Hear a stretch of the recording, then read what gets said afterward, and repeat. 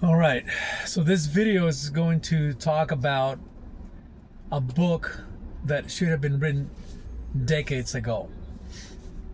Basically, life coaching for men that should start from the age of about 18 to about 25. I wish there would have been a manual about life and as a man, what you're supposed to do to have a good, happy, healthy, successful life. And there's no manual. I've never heard of the book, what men should do. So here are my 2 cents. One of the things you should do when you turn 18, and this is going to be, it's going to sound very, very extreme, but it needs to be done, man. At the age of 18, as a man, you need to get some of your sperm frozen. Because at 18, you're probably going to have the best representation of your sperm. The strongest, the healthiest. Because you're 18, you're peaking as far as strength, youth. That's the number one thing you should do, right? Because if you decide to have kids when you're 40 or 50, or that sperm is not going to be as good. So that's the number one thing you need to do as a man at 18. Number 2 is right after that, you need to get yourself a vasectomy. Yeah, I know. That's where you're going to be like, yeah, this guy's lost his marbles, but after several marriages and the life I've lived, now I'm in my 60s, yeah, get a vasectomy. You want to have kids, you already have the best sperm. You can have it anytime you want, as many as you want. And that way, you don't go around and get somebody pregnant that you didn't mean to, or you didn't want to, or maybe they wanted to and you didn't want to, but they took it upon themselves.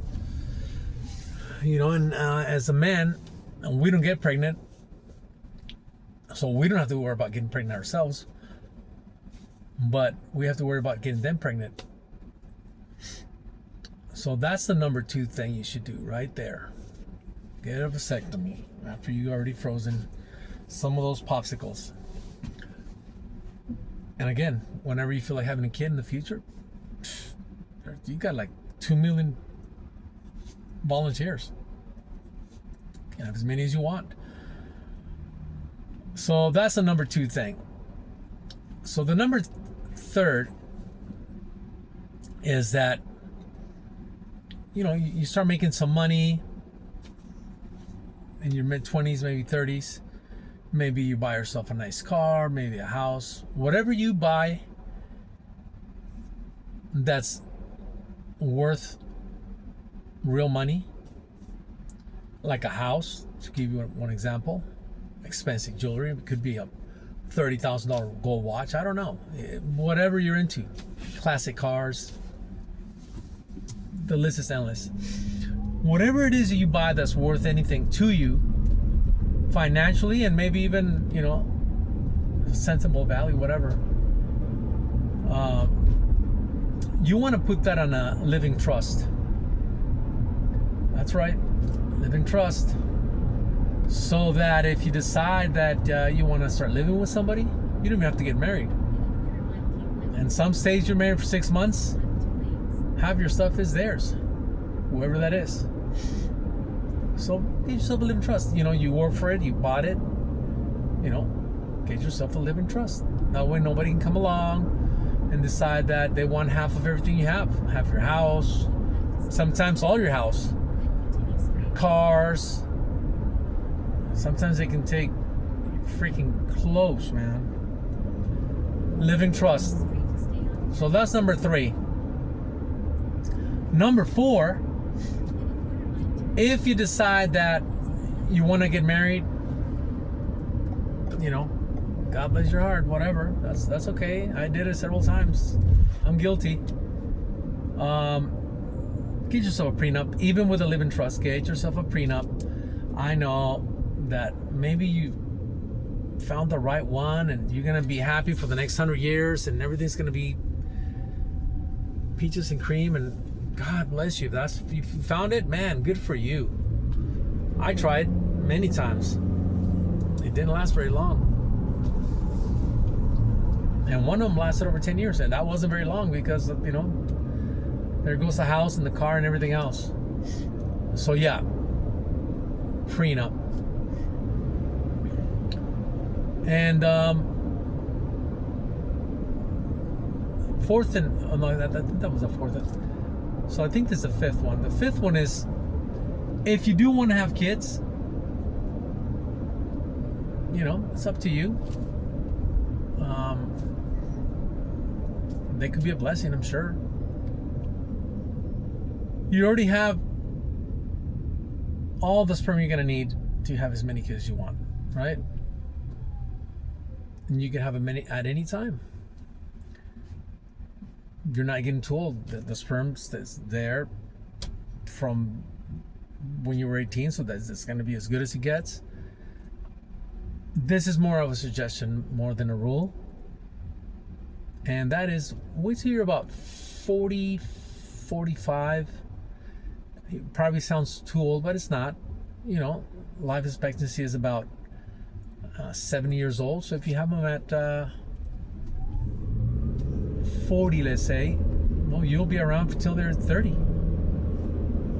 You know, so it's okay. And that way, if you do have kids by the time you're 40 or 45, you're going to be absolutely, hopefully, you're going to be absolutely sure that you want to, because there's no return. You can't go, I should have maybe skipped that part. There isn't. That's it. By the time you're 40, 45, you're going to know where you're at financially. If you're in a relationship, hopefully you'll know by then if it's the right one. And then, you know, hopefully you're going to be ready, you know, financially, mentally, socially, and every other aspect. Because, you want to be sure. Kids should not have to suffer because you made a mistake, because you were too young, because you didn't use protection, because she got pregnant without you wanting, etc., etc., etc. You do all that, and that way you don't end up working till you're 7 years old, you know, because you had to pay alimony, because you lost your house, and you lost everything, and because, you know, everything else. So yeah, that book needs to be written, because we're just thrown out into the world. Nobody ever told you, hey, you should do this, you should do that, don't do this, don't do that. You're kind of on your own, and you got to figure things out. That's why there's like baby daddies with 3 or 4 different mommies, and you know, some very wealthy athletes are also you know, fathers to kids that they weren't expecting they were coming, because, you know, they didn't ask them, do you want to have a baby with somebody you met, maybe had a, you know, one night stand or a weekend getaway. You do that, you'll be a lot more successful, a lot happier, and hey, you want kids, you can have them when you're 40, 45. You can have 10 of them. Maybe you hit the lottery and you're worth $300 million, and like, yeah, have a bunch of kids. Like I said, they could be a blessing. I'm not saying that they're a bad thing, but what they are is, it's a 20-year debt that you can't say, well, just repo the car, take it back, or, you know, repo the kid.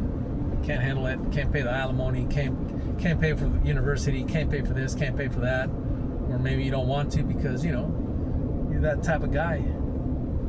So there you have it. Those are the golden rules right there. You're welcome.